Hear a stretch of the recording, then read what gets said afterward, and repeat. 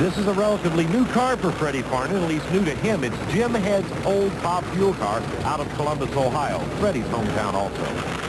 We saw Dakin there wearing the extra collar underneath the helmet. Tremendous G-forces built up by these cars. Good launch for Farndon in the left lane. He gets sideways, and he can't save it. Over Farndon goes. He rolls about once and stops. He's staying on his side. That's a good sign. Good chance the roll cage may protect him. The safety crew's rolling now. The first thing we worry about is fire. There appears to be none. You see Farndon moving about in the roll cage, and that's a good sign, too. Boy, you can't watch a Top Fuel car roll like that without remembering the crash 2 years ago that crippled a great young drag racer, Darrell Gwynn. But Farndon appears to be up and out and okay. The roll cage did its job and protected Farndon, as did the neck collar and the arm restraints you see hanging from his wrist right there. That's one of the things he was unbuckling when the safety crew arrived on the scene. Those restraints used to keep the driver's arms inside that protective roll cage. Farndon sitting right on the finish line. As a matter of fact, we have an ET, Bob, on Farndon, 18.52 seconds. That indicates that the car did actually cross the finish line lights. And it's a run Fred Farndon's going to remember for a long time. Let's take another look in the left lane as things get out of control. Farndon is about the 660 or 700 foot mark when suddenly the car veers off over into the other lane, and then on its side, watch it skidding on its side, turns around 360 degrees, comes back upright, now over on the opposite side, still skidding down the track, and finally stops just at the finish line. We talked about the stresses built up on the drivers with these 300-inch wheelbase cars. You can imagine the stresses at either end of this frame. You see Fred Farndon roll to a stop right on the finish line. Top Fuel cars are a handful. Just witness the tribulations of former funny car greats Don Prudhomme and Kenny Bernstein. Fred Farndon is out, and he is apparently okay. Brett Kepner is with him. Fred, on the second run on a brand new car, it has got to be the most horrendous experience you've had in years and years. They say something may have come off the car. What did you feel? I don't know. The back end just started to come around, and I turned the wheels, and it wouldn't correct, and it was just all over. I mean, I was trying to steer.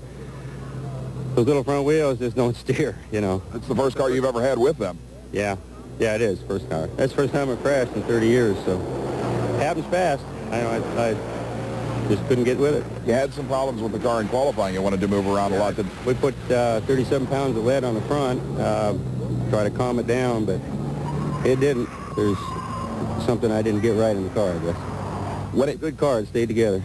Well, this is a car that has a lot of design from Jim Head, and he's always concerned about safety. Yeah, right. Well, Gaddy built the car. It's a Gaddy car. It held up, did its job. I mean, other than being sore, I'm okay. You were out of there quick, and the car doesn't look that bad, to be honest with you. Looks bad to me. Glad to see you're okay, guy. Thanks. Well, I'll bet it looks bad when you consider all the time and loving care that goes into these cars. By the way, Pat Dakin ran a 5.286 at 232 miles an hour against Fred Farndon. That will give him lane choice against Eddie Hill, who beat Bob Simmons in the other quarterfinal matchup. Gene Snow had a bye, but his run of 5.202 will give him lane choice against Jack Ostrander. That was so close. That's very good. Now the battle for the lead continues. Sterling.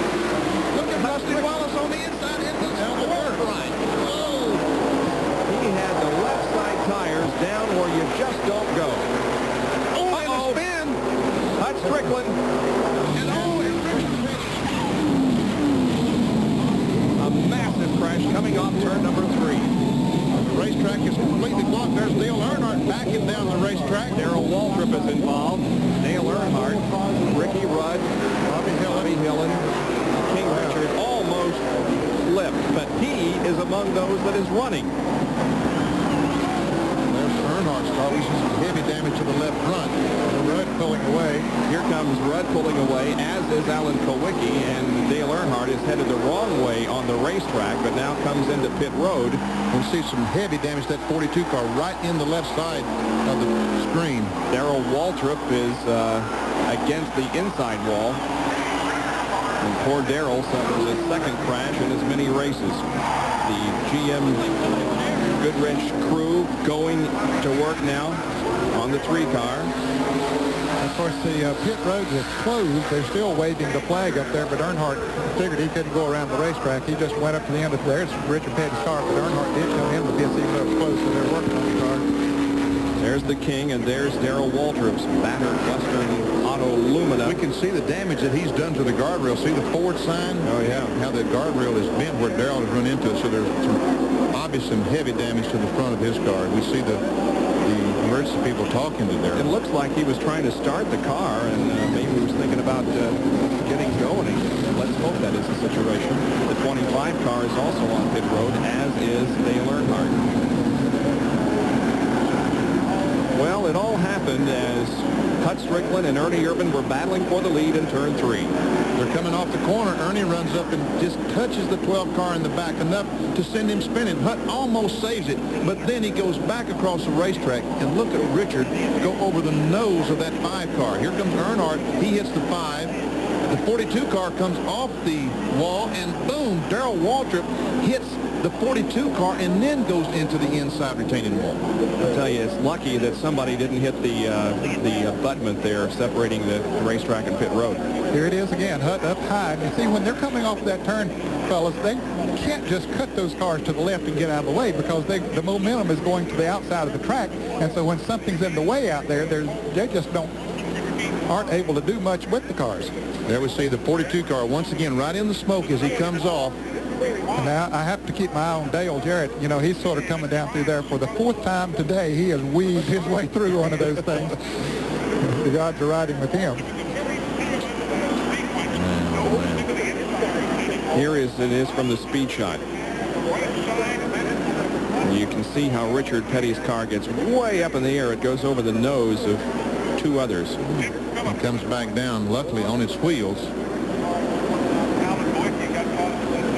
Strickland spins down to the end of pit road and out of the way of the other cars at least.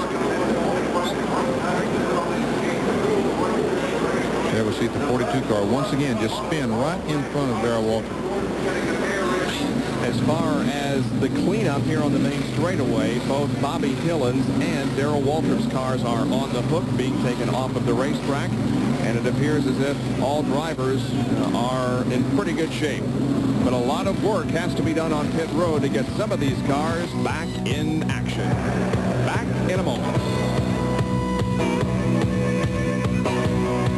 And the procedure is underway here on the main straightaway. The accident in turn number 3. And Ricky Rudd is among those who was involved in the crash, and the crew is working on that car.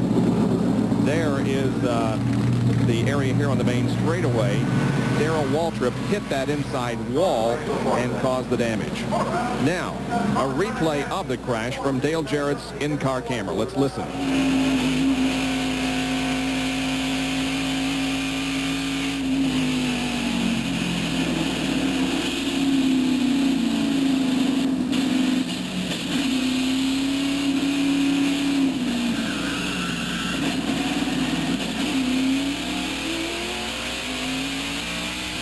And that's the thing that you want to do when the wreck is over. Get out of there as soon as you can, because somebody's going to come and tag you if you don't. You know what that shot reminded me of? Remember Days of Thunder when Cole Trickle drove through the crash? That looked exactly the way it was.